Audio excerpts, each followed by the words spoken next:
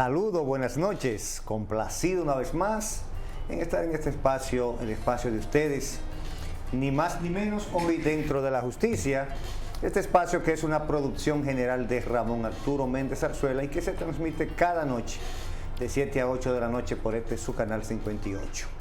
Nosotros en el día de hoy pues hemos hecho un contrato nuevo nosotros, señores.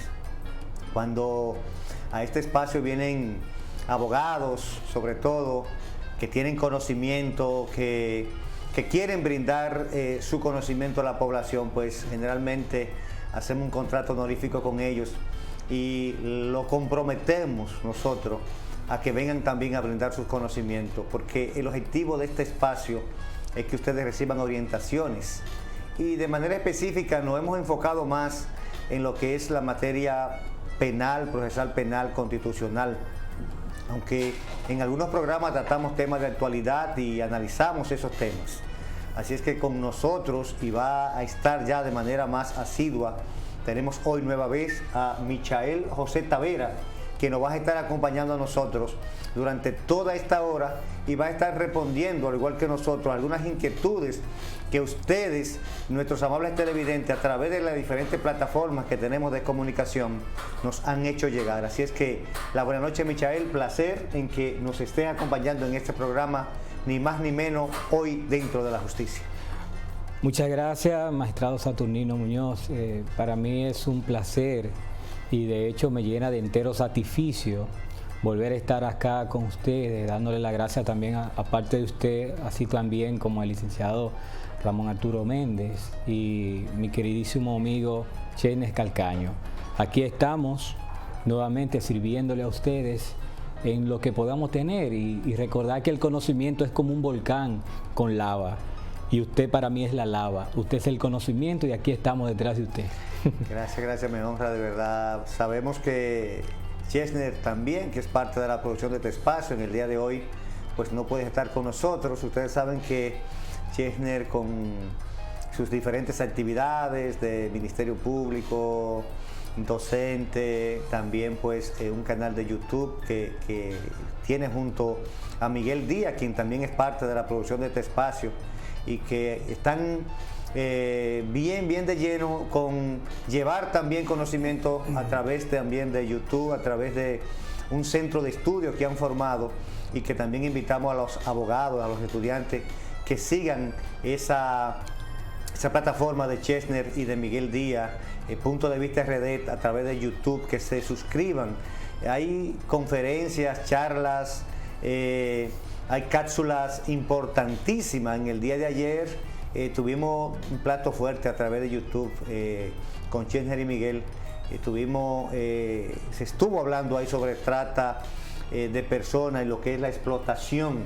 Muy interesante. Interesantísimo. Y como otros temas que ellos llevan semanalmente, y también cápsulas, cada vez que hay un tema de importancia, pues ellos lo abordan con mucha altura, con mucho conocimiento, y a la verdad es que nosotros aplaudimos que parte del staff de este espacio pues también brinden sus conocimientos, y así también estará con nosotros pues de manera más asidua Michael, brindándonos su conocimiento en la medida también de que las posibilidades laborales y los compromisos también de docencia y de estudio que tiene también se lo permitan. Nosotros en el día de hoy, Michael, quiero que compartamos, a raíz de que en el programa anterior pues se estuvo conversando y explicando lo que es la investigación penal, pues el tema suscitó muchas inquietudes en nuestros amables televidentes, y a través de nuestra cuenta de dentro de la justicia @hotmail.com, y también a través del Messenger de la página nuestra en Facebook de Dentro de la Justicia, nos hicieron llegar una serie de interrogantes, inquietudes que surgieron en ocasión de lo que estábamos tratando en el programa. Y yo quiero que lo sociabilicemos en el día de hoy, porque el objetivo específico de este espacio es ese, que ustedes, nuestros amables televidentes, pues reciban esos conocimientos para que a la hora o al momento de verse envuelto en cualquier proceso, ya sea como imputado, como víctima, hasta como vecino, porque los casos afectan y por eso muchos casos son Dios del público, a todo un entorno, a todo un conglomerado. Entonces queremos que ustedes tengan ese conocimiento y poder decir, yo en el programa Dentro de la Justicia escuché que eso es de tal o cual manera. De esas inquietudes, Michael, nosotros vamos a estar conversando contigo después que vayamos a una breve pausa comercial, así que no le cambien, volvemos en breve. Feliz Navidad. Feliz Navidad. Feliz Navidad. Espero años de felicidad. Ni más ni menos, hoy Dentro de la Justicia, con ustedes compartiendo en el día de hoy un servidor y Michael Tavera. Michael, un amable televidente nos hace llegar una inquietud y yo quiero que nosotros la socialicemos en el día de hoy, principalmente tú que estás en el día a día de la investigación, y hace un supuesto, manifiesta mediante una pregunta que en ocasión de un registro de vehículos, ¿te acuerdas que hablamos del registro de vehículos la semana pasada? Donde van 3 personas, ocupa un arma ilegal, hace el supuesto de que va en la parte de atrás del vehículo del arma ilegal, y él pregunta que si en ese caso a quién se somete, que si se someten a los 3, si se somete al chofer, si se somete donde estaba el arma, que qué es lo que procede legalmente en esos casos, que tú nos puedas dar un poquito de luz, porque se da mucho de que a mí me pueden hasta dar una bola, como llamamos comúnmente, en un vehículo, y alguien llevar un arma ilegal y de repente nos para el G2, que son el J2, que son los que más están siempre en esos puestos de chequeo de la policía, y de repente ahí me veo yo involucrado en una situación que pudiera tener conocimiento, pero en muchos casos no tener conocimiento. ¿Qué es lo que realmente desde el punto de vista de la investigación y de la imputación debe de hacer un fiscal o un juez si lo apoderan? Sí, antes de todo, Saturnino Muñoz, felicitar a ese televidente que asimismo le interesó el tema de la investigación, y mire cómo surgió este gran tema respecto a lo que hablábamos del acta de registro, ¿verdad? Fíjense, yo hablaba de que, vuelvo para atrás, que la investigación penal es una investigación científica, ¿verdad? Y que el Ministerio Público dirige de manera funcional la investigación, ¿verdad? A raíz de esa dirección funcional que tiene el Ministerio Público y que de hecho manifestaba de que no sirve de eco, no sirve, vuelvo y recuerdo que decía, no es notario, ¿verdad?, de un agente policial o una agencia de investigación le suministre para un sometimiento. A raíz de eso, ¿verdad?, de ese gran conocimiento, fruto de este hecho donde se le registra un vehículo con 3 elementos, con 3 ciudadanos dentro del mismo, y se ocupa un arma, y supuesto el hecho decía, ¿verdad?, en la parte trasera, en el asiento del conductor, ¿verdad? Detrás del conductor, en la parte trasera. En la parte trasera. Resulta ser de que el Ministerio Público dirige esa investigación y aplica teoría, ¿verdad?, que en este caso sería la imputación objetiva. Resulta ser de que para atribuirle un hecho a alguien, asimismo debe estar sustentado de manera objetiva esos elementos, ¿verdad?, que puedan establecer de que ese reproche que se le está atribuyendo se tenga que ver con esa misma causa, ¿verdad? Resulta ser de que a esa atribución que se le vaya a hacer a ese ciudadano debe haber lo que es una formulación precisa de cargo, una individualización, ¿verdad?, en cuanto a su participación. Esa ley que regula, respecto a la tenencia y el porte de armas de fuego y sus afines, establece lo que es el control y dominio, ¿verdad? Y todos los hechos no son lo mismo, hay que verlo de manera detallada, ¿verdad? No sabemos, por eso entra el Ministerio Público y por eso es que se debe de investigar, ¿verdad? No sabemos cuál era la actividad de esas personas, si iban en ese vehículo para vender esa arma, si la estaban traficando o se le iban a traspasar a alguien de manera ilegal, ¿verdad? Por eso viene la investigación y por eso viene como este es un hecho delictivo. Un hecho delictivo, por eso viene la investigación, ¿verdad? Pero vamos a alejar ese supuesto de hecho de que se estaban organizando esas personas para traficar esa arma, para venderla o para cometer un hecho, ¿verdad? Vamos a suponer que estaba en la parte trasera. resulta ser, como le establecía, de que debe haber el control y dominio. Algo debe haber con ese elemento que se ocupó. Puede que exista un bolso y que dentro de ese bolso esté la cédula de la persona, o que exista algo que lo vincule al ciudadano, porque puede ser que no sea culpable el conductor y que sea el pasajero, ¿verdad? Y que sea la persona que está detrás. Por eso que entra el Ministerio Público y que dirige esa investigación ordenando esos actos. Que se va a hacer un trabajo exhaustivo en cuanto a esa arma, establecer si tiene o no tiene ese derecho de propiedad. Aparte de eso, establecer si también tiene hechos pendientes esa arma de fuego, ¿verdad?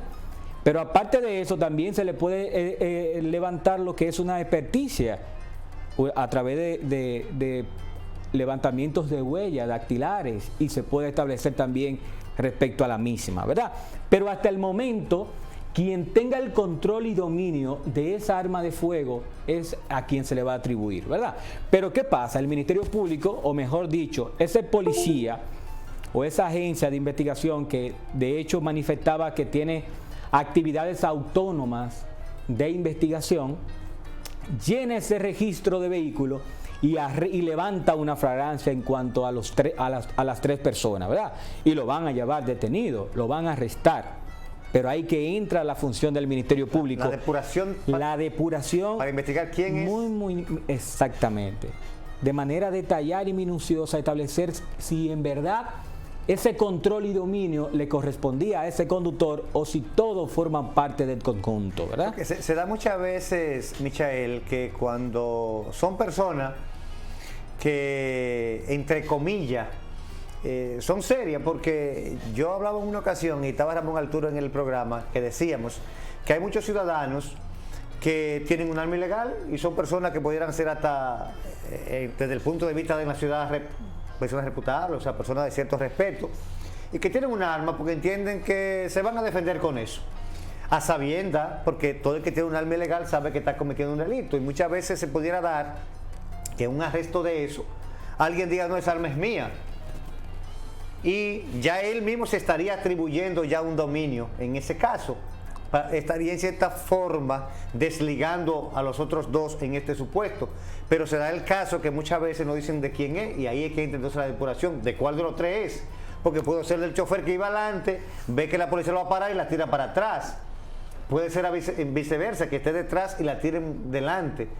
Pero hemos visto en la mayoría de los casos, Michael, que casi siempre quiere hacerse un señalamiento como más directo, como al que va en el vehículo, como que se quiere hacer una atribución más al que va manejando el vehículo cuando el arma no está encima de ninguno, sino que está en el piso o debajo del asiento. Por eso yo digo, Saturnino Muñoz, de que esa visión del Ministerio Público debe estar acompañada con una visión holística y conglobante, como nos dice Zaffaroni. Es de establecer de que esa particularidad forme parte del todo, no ver un hecho de manera aislada exclusivamente. O sea, hay que verlo en toda su dimensión y establecer de que esa parte forme parte del todo en conjunto, ¿verdad? Entonces, ahí es donde entra la función del Ministerio Público, y por eso es que vemos a diario sometimiento, ya sea, porque, por ejemplo, como decía Chesney Calcaño en la anterior participación, del vehículo, que forma parte de lo que es la persona, ¿verdad? Que muchas veces en las gavetas están los pintalabios y en las damas, y el caballero está en la cartera, y que así en la parte trasera está el bulto de su ropa. Pero ¿qué resulta? Por eso hay que verlo en toda su dimensión. Por eso hay que hablar lo que es el dominio y el control que pueda tener la persona con el arma de fuego. Y de hecho, como ya establecíamos, ¿verdad?, ver el caso de manera en conjunta, porque puede darse el caso de que todos formen parte de eso, ¿verdad? Porque iban a establecer respecto a ese mismo hecho, como lo hemos establecido, sobre el supuesto de que iban a traficar, vender o cedérsela a alguien para que ese alguien cometa un hecho, o ellos mismos cometer el hecho con esa arma de fuego. Ok, entonces podríamos decir en conclusión que inicialmente el Ministerio Público lo que debe hacer es una investigación para poder relacionar esa arma a unos de ellos, por lo del dominio y la posesión, ¿verdad? Correcto. Y es lo que generalmente más se hace, se le imputa a uno de ellos, porque si no se pudiera determinar que no esté ninguno de ellos de manera directa, se le haría muy difícil al Ministerio Público poder sustentar en un juicio o en una medida de coerción la imputación a los tres por ser un solo objeto, a menos que, como tú establecías, se pudiera determinar que era que la iban a comercializar con ella en ese aspecto. Hay otra cuestionante, bueno, esperamos que la persona que nos hizo la cuestionante quede satisfecha con ese caso. Hay otra cuestionante que nos hacen también, que queremos que tú nos dé luz al respecto. Nos dicen que si es necesario que se solicite un allanamiento para ir a arrestar a una persona que no quiera salir de la casa, o que si con el arresto solo un ministerio público o un policía puede ir a la vivienda y buscar a alguien, que si se necesita un allanamiento aparte de esa orden de arresto que ya se tiene. Recuerden que la función esencial del Estado dominicano es garantizar lo que es la dignidad de la persona, los derechos fundamentales de todas las personas, y le exhorta a todas las instituciones, al Ministerio Público, hasta a los jueces, a los policías, de que se debe de garantizar los derechos fundamentales. Y hacer una intromisión a una propiedad, la norma no establece de que debe estar patentado a través de una orden de allanamiento para entrar a esa propiedad y ejecutar una orden de arresto, ¿verdad? Pero vuelvo y recalco que lo decía en la anterior intervención, de que hay facultad que tienen los policías de entrar a una vivienda sin la orden de allanamiento, ¿verdad?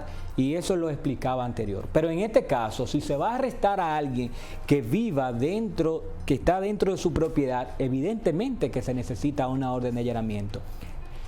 El Ministerio Público la debe de requerir y debe de ejecutar ese arresto con esa orden de allanamiento. ¿Por qué? Porque recuerden, en la orden de arresto lo que se va a privar lo que es el derecho a la libertad. El allanamiento se vela lo que es el derecho a la propiedad, a la intimidad y a la dignidad de la persona. Por ende, un ministerio público o un policía actuante, ¿verdad que sí?, para intrometerse en una propiedad debe estar facultado de una orden de allanamiento. De lo contrario, sería ilegítimo ese arresto. Es importante que tú establezcas eso, y también es importante destacar que es un ministerio público, porque a menos que sea un llamado de auxilio, la policía no estaría facultada, Exacto, ni ninguna otra persona, irrumpir en lo que es la intimidad de la casa, y es la protección mayor que el legislador ha establecido, porque es que usted irrumpe en una casa y pudiera encontrar dos personas hasta haciendo el amor o desnudo. Usted en su casa anda como usted quiera. Entonces se procura eso, proteger esa intimidad que usted tiene en la casa y resguardarla. Entonces la respuesta, Michael, es que sí, que es necesario. Es necesario. Si alguien se apertrecha, como dicen los policías, está apertrechado en su casa, no quiere salir, o está en un lugar, no quiere salir, hay que buscar una orden de allanamiento que va a ser exclusivamente para ejecutar esa actuación o esa diligencia procesal del arresto. Así mismo, y mire, disculpe, Saturnino, y cuidado, un policía interrumpe una morada, una vivienda, ¿verdad que sí? Ese domicilio de esa persona, sin estar presente un ministerio público, sin esa orden de allanamiento, ¿verdad que si fuera en el caso que hemos hablado, ¿verdad? Que era respecto al llamado de auxilio, y entra, ese ciudadano puede poner una denuncia, una querella contra ese policía. Sí, ¿Entiende? Y el Ministerio Público tiene las puertas abiertas para sí mismo recibir esa mala actuación cometida por ese policía. Por eso que hay muchas veces suspensiones y cancelaciones de miembros de la policía por actuar forma no conforme a la norma. Hay otra inquietud que va relacionada al allanamiento, pero en otra vertiente, y es en el sentido de si cada vez que un ministerio público solicita un allanamiento y va a una vivienda, los allanamientos tienen características, ¿verdad?, que van dirigidos generalmente en contra de una persona y a un lugar determinado. Son exigencias del legislador, por lo menos el apodo y decir qué se va a buscar como elemento de prueba, como hemos explicado en otros espacios. Entonces, la cuestionante que nos hacen es si siempre que se solicita un allanamiento a una morada y va dirigido en contra de un ciudadano, de si se arresta a esa persona a la cual donde se va a practicar el allanamiento, y a otras personas que pudieran estar en el lugar si se encuentran evidencia de que si siempre hay que arrestarlo, a él o el que esté en el lugar. Mire, hay que recordar siempre lo que es un arresto, ¿verdad? Cuándo se arresta a alguien y el por qué se arresta a alguien. Se arresta a alguien, ¿verdad que sí? Porque ha cometido un hecho y existen elementos que lo vincula a ese hecho o que lo haga establecer de que es autor o cómplice de la misma, ¿verdad? O como también la otra característica, que es por la situación de la cita, ¿verdad? De que si no comparece y es necesaria su presencia, ¿verdad? Ahora, o por el hecho de la flagrancia, que de ahí en este caso no lo vamos a establecer. Pero fíjense bien, todos los casos no son iguales, y discúlpeme que me vea tan repetitivo. Recuerde que nada es mecánico. La investigación penal es creativa, y que de hecho el técnico o el investigador o el Ministerio Público que realice debe estar coordinado a través de esos métodos que hemos hablado en la anterior intervención. Fíjense en algo. En un allanamiento, evidentemente, el allanamiento es para registro o para ejecutar un trámite procesal. ¿Verdad que sí? Que podría ser en este caso un arresto.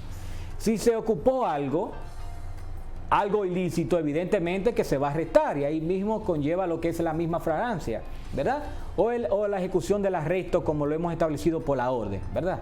Pero ¿qué resulta? Hay que ver los casos y recordar que cuando se va a realizar un acto procesal, un acto de investigación, no se va a pescar, siempre se va con un trámite de investigación pautada, ¿verdad que sí? A través de ese equipo que se ha conformado.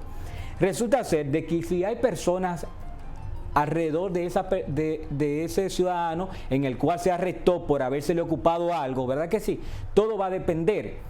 Resulta ser de que hay hechos que llevan, por ejemplo, los crímenes organizados o hechos que conllevan otros tipos de casos, ¿verdad que sí? Resulta ser que ese ciudadano puede estar al lado de él y el Ministerio Público o la policía se lo llevan no en calidad de arrestado, sino detenido. Vamos a hablar, lo invitamos a hablar. Porque ¿qué resulta? Puede ser que ese acompañado es que pueda dar un pitazo a otros temas donde cuando el Ministerio Público vaya a abordar ya no va a tener esa prueba. Es decir, esa investigación va a depender de lo que es el caso en realidad. Por eso viene el tema de que el Ministerio Público se lo llevó acompañado. No lo llevó arrestado, se lo llevó para que lo acompañen, porque también puede ser que sirva de elemento para establecer ese mismo hecho. Y puede darse el caso, que se lo tenga que llevar. Sobre todo en los allanamientos de droga. Sabemos que en más de un 90% de los allanamientos donde se ocupa droga, siempre hay una frase, se la pusieron. Y puede ser inclusive que las personas que están acompañando, que siempre se invita, ¿verdad? Yo duré muchos años en esos quehaceres. Se invita siempre a que la persona a quien va a dirigir el allanamiento acompañe el registro. Y si hay otras personas también, uno dice, vea, observe, para que vea, y se ve claramente en muchos allanamientos de droga u otros ilícitos penales, que todo el mundo ve que hay un objeto, una sustancia, se ocupa.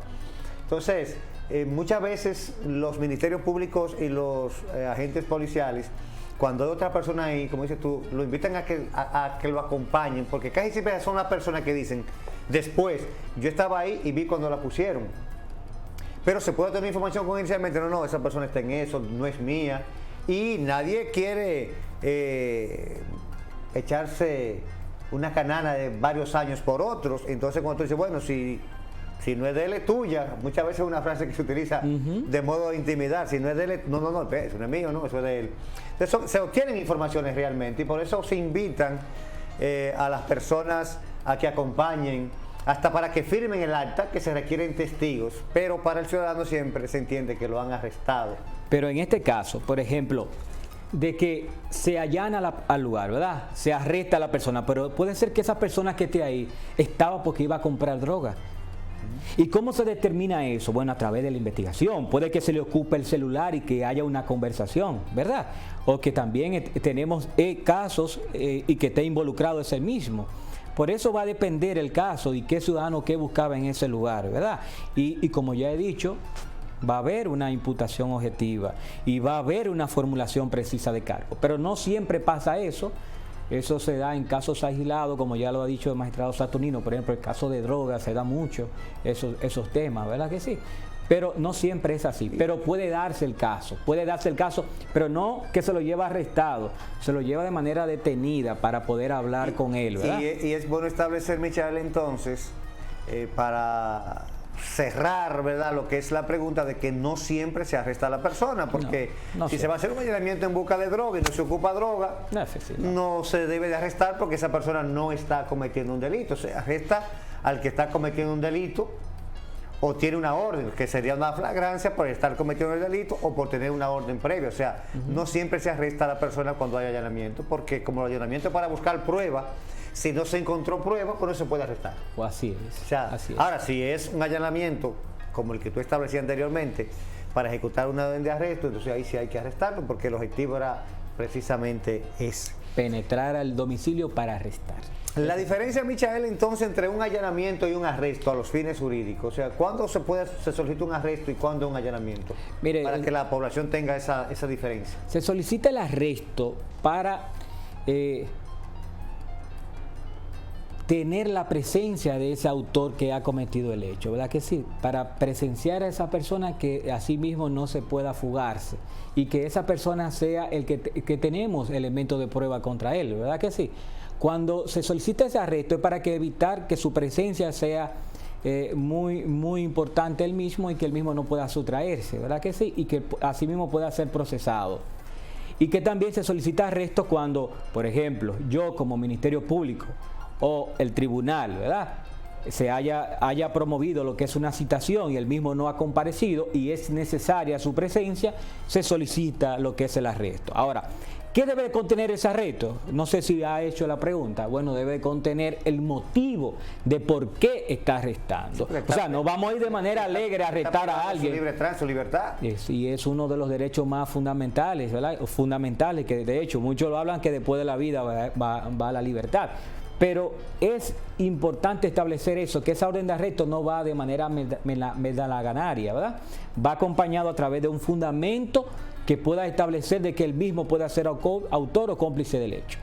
Y de hecho se somete al juez. Se somete y el al juez. juez debe de verificar que ciertamente la presencia de esa persona es necesaria para ser investigada o para ser presentado ante un juez, porque también pudiera ser, como tú establecías, porque se requiere su presencia para puede ser hasta para un acto de investigación. Exacto. Aunque esa persona posteriormente sea puesta en libertad, porque exacto, no todo el que es arrestado, y hay una pregunta en ese sentido, no todo el que es arrestado tiene que ser necesariamente sometido a la justicia, porque si se arresta, se investiga y se determina de que a usted estaban imputando de un hecho y no hay suficientes elementos de prueba, pues me imagino entonces que no es necesario la presencia ante una medida de coerción. Claro, porque el hecho del arresto es para evitar que no se vaya, ¿verdad que sí? Porque yo puedo investigar sin arrestar, pero... Que debería ser lo ideal, ¿verdad? Debería ser lo ideal, pero todavía no tenemos esos mecanismos de cómo evitar de que alguien no se nos implante lo que es la fuga, ¿verdad? Pero para que no se nos vaya. Entonces,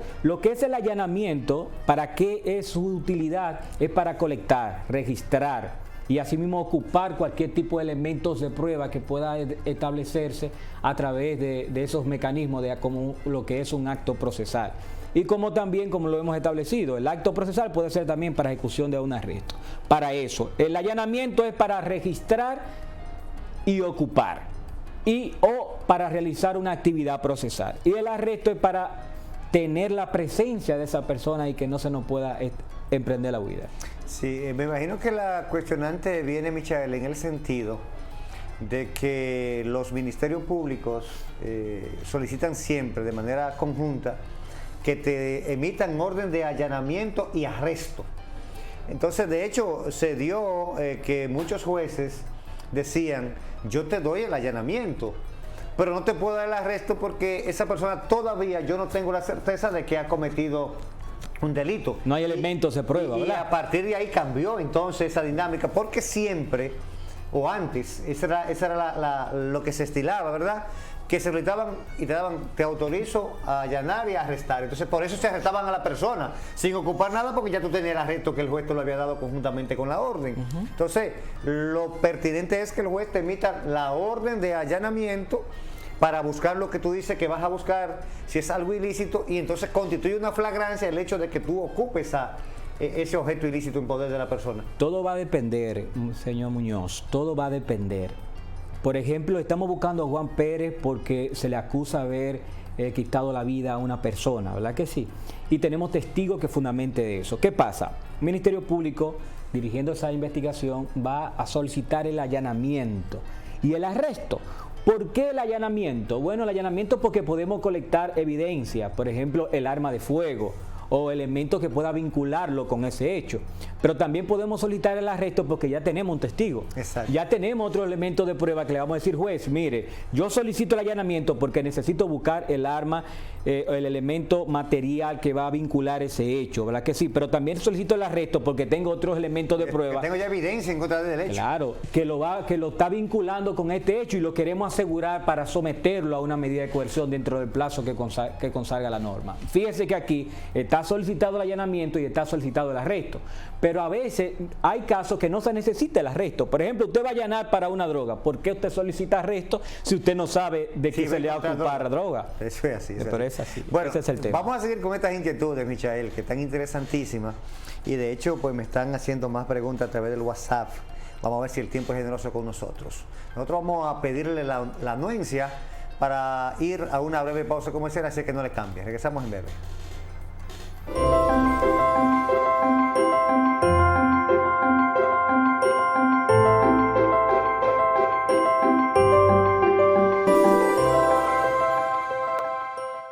Seguimos, señores, aquí, ni más ni menos, hoy dentro de la justicia.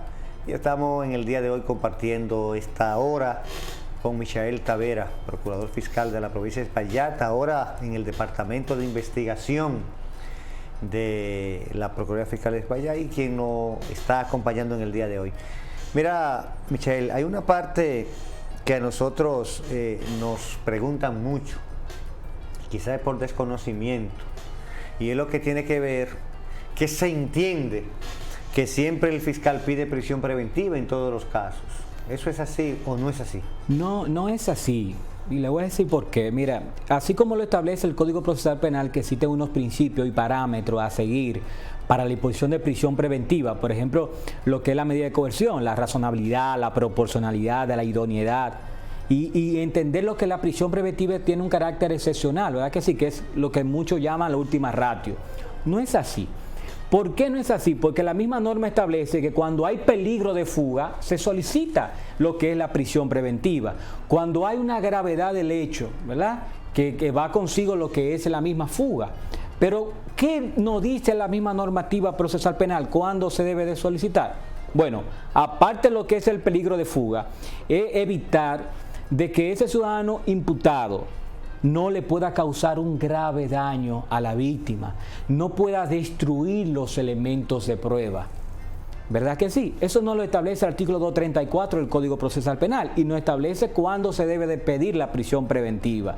En casos graves, evidentemente vamos a tener una prisión preventiva porque se va a cuidar lo que es la víctima, elemento de prueba y la fuga del ciudadano.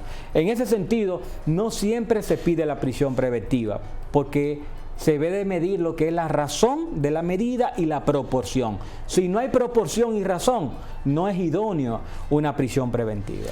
Michael, hay una inquietud de un amable televidente y nos dice, a forma de interrogante, que cuando van a hacer un allanamiento, me imagino que es un allanamiento, no lo menciona de manera específica, pero dice que quién debe llegar primero a una casa, si el fiscal o la policía, y yo entiendo que va a depender mucho, si es un llamado de auxilio que se haga, ¿verdad? La policía siempre son los que andan en la calle, podrían ellos llegar primero por si hay un caso de un allanamiento, y me están estableciendo una hipótesis aquí de que donde una vecina fueron a hacer un allanamiento y primero llegaron los policías, dicen ellos, a poner la droga y que después llegó el fiscal. Mire, hay que entender claro, señor Muñoz, hay que entender claro de que hay una parte operativa que son los que lo dirigen la policía y las agencias de investigación, y hay una parte funcional que entra el Ministerio Público. Cuando ustedes ven que hay un policía quien es que entra primero, es porque es el elemento a despejar. Él es el agente que despeja, o sea, que entra para el cuidado, a ver si hay arma o no hay arma, si hay personas que puedan enfrentarse a un peligro para las personas que van a entrar, ¿verdad que sí? Luego de él está al lado de él lo que es el team leader, el líder del grupo, que es el oficial. Aparte, al lado de él va el Ministerio Público con el que lo va a cuidar. Pero se hace breve, ¿verdad que sí? Pero ustedes dirán, pero entra el policía. Sí, debe de entrar porque es el encargado operativo del cuidado y del perímetro. Pero ¿qué resulta? Recuerden de que yo le hablaba de lo que es el ciclo de la investigación.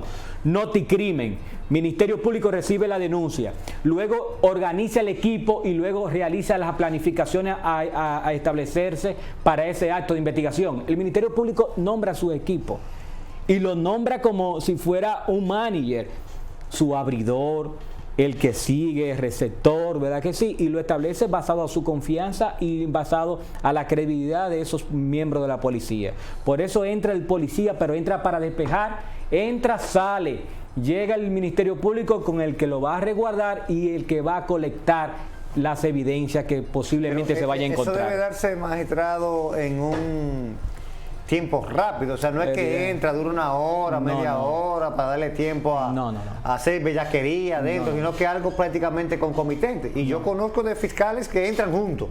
Entran juntos, O pero sea, es un asunto de protección, entonces. es de protección, pero eso es rápido y lo elige el Ministerio Público qué policía va a entrar. O sea, que no viene al azar.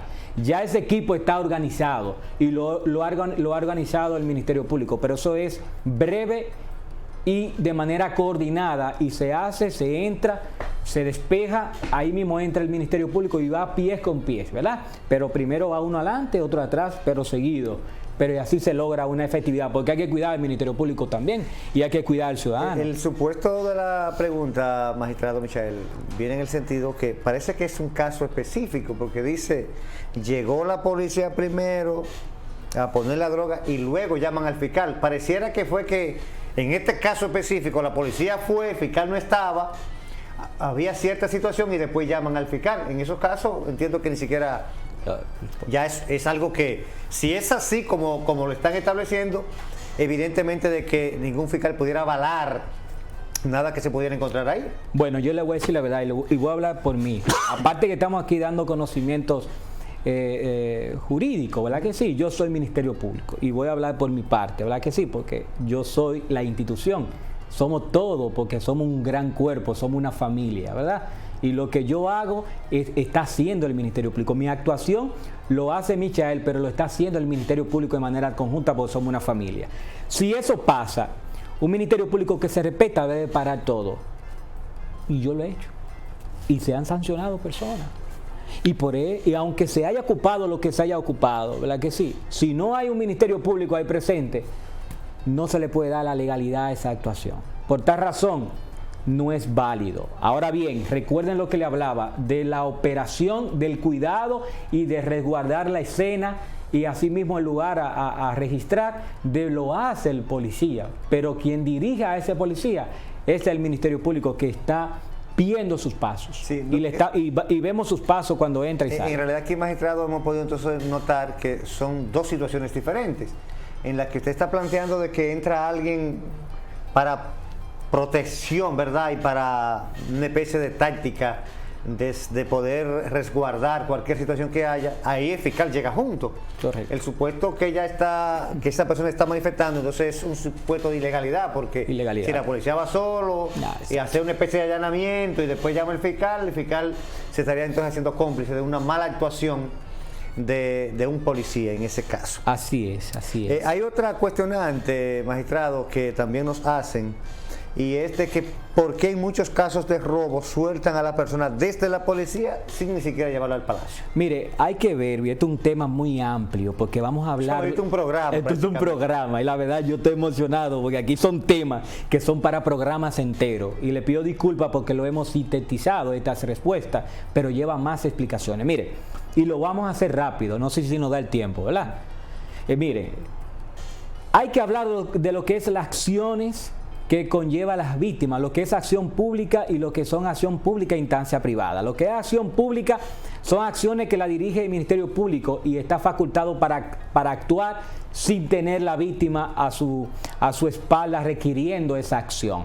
Llámese un homicidio, nosotros actuamos de manera directa, aunque una víctima desista, el Ministerio Público sigue el caso y por eso dicen, Una violación sexual. Claro que sí, por ejemplo, una violación sexual, un robo agravado con arma y con violencia, el Ministerio Público siempre va a estar y por eso es que dicen, bueno, el Ministerio Público se cogió el caso para él. Es que nosotros velamos por el Estado y esto es un hecho que ha dañado al Estado y por eso nos vemos ahí. Pero hay casos que son acción pública y a instancia privada, como por ejemplo robo sin arma y sin violencia, que entraran a una casa, se llevaron y no le hicieron nada a nadie, ¿verdad que sí? Ni rompieron nada, ni usaron arma para hacer eso. Por ejemplo, una estafa, un abuso de confianza, un trabajo realizado y no pagado, un pagado y no realizado, entre otros hechos, ¿verdad que sí? Ahí son hechos de acción pública e instancia privada. Y la norma nos dice a nosotros, mire Ministerio Público, usted está facultado para ejercer la acción, siempre y cuando se mantenga el interés de la víctima. Si la víctima no tiene el interés de seguir con la acción, yo no estoy facultado para seguir el caso. ¿Y qué hay que hacer con ese ciudadano arrestado? Disponer su libertad. Eso en ese hecho. Pero hay otros hechos, como por ejemplo esa mala actuación, de que se arresta a alguien, se levanta su flagrancia, lo que sea, y no hay elemento de prueba que lo vincule. Evidentemente no hay un elemento que uno pueda someterlo y hay que disponer su libertad. ¿Me entiende? Pero eso no significa de que uno lo pueda volver a someter, ¿verdad? Ahí mismo había una cuestionante, magistrado, y usted la respondió.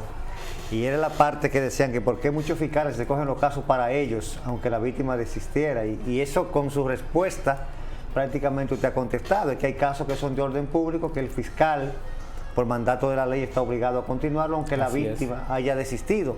Aunque siempre hemos dicho que cuando la víctima desiste, desinfla el caso. Ya el caso va muy cojo cuando la víctima ha desistido de una acción. Pero estos temas, evidentemente, que son temas que van a meritar nuevos programas, aunque ya lo hemos tratado anteriormente, pero la gente, vamos captando nuevo público en este espacio que día a día va creciendo, y entonces tienen inquietudes y nuestro deber es recordarle a las personas que ya han tomado conocimiento por programas anteriores y entonces llevarle el conocimiento a los nuevos que están con nosotros. Michael, hay una preguntita que se quedó rápida ahí, y es que si uno podía cambiar un fiscal cuando no le está resolviendo en un caso. Vamos a ver si tú en un minuto le pudieras decir a ese amable televidente si pueden cambiar un fiscal porque entiende que no le está ayudando en su proceso. Mira, lo que hay que tener con un fiscal no es un pelotero, y hay que tenerlo así, que venga, salga, entre el otro, eso no es así. Pero ¿qué resulta? Un fiscal puede ser que no haya una conversación muy dinámica entre víctima y Ministerio Público, y la víctima no ha podido entender lo que ha pasado con el hecho y por eso tiene una mala confusión, ¿verdad que sí? Pero vamos a entender el fáctico de que un Ministerio Público no está realizando de manera voluntaria un hecho, ¿verdad que sí? O que no está llevando un proceso, una actuación, o no está llevando ese proceso como debe de ser. Debe esa víctima también dirigirse al titular, para eso existe el titular, ¿verdad que sí? Y para eso existe el equipo, somos la familia. Por ejemplo, hemos estado, Saturnino, y bueno, yo también, hemos estado en caso, en colaboración con otros compañeros, ¿verdad que sí? Porque recordar que somos un equipo, no es un caso mío, es un caso del Ministerio Público y todos somos Ministerio Público. Pues en conclusión, si usted entiende que un Ministerio Público no le está respondiendo de manera justificada, que usted justifique, no le está dando un buen servicio a usted como usuario, ese servidor público pues tiene la facultad de ir donde su superior y quejarse y plantear la situación y se le pudiera entonces buscar una solución. Bueno, Michael, hemos llegado al final de este espacio. Esta hora se nos fue volando. Para que lo sepa. Y no tenemos a Michael. A Tyson o a Offerman dando codazos por aquí atrás a la derecha. Sigan con su canal 58 para que se enteren de lo que pasa en el país y en el mundo con Dalia Sin Rodeo. Buenas noches. Buenas noches, muchas gracias.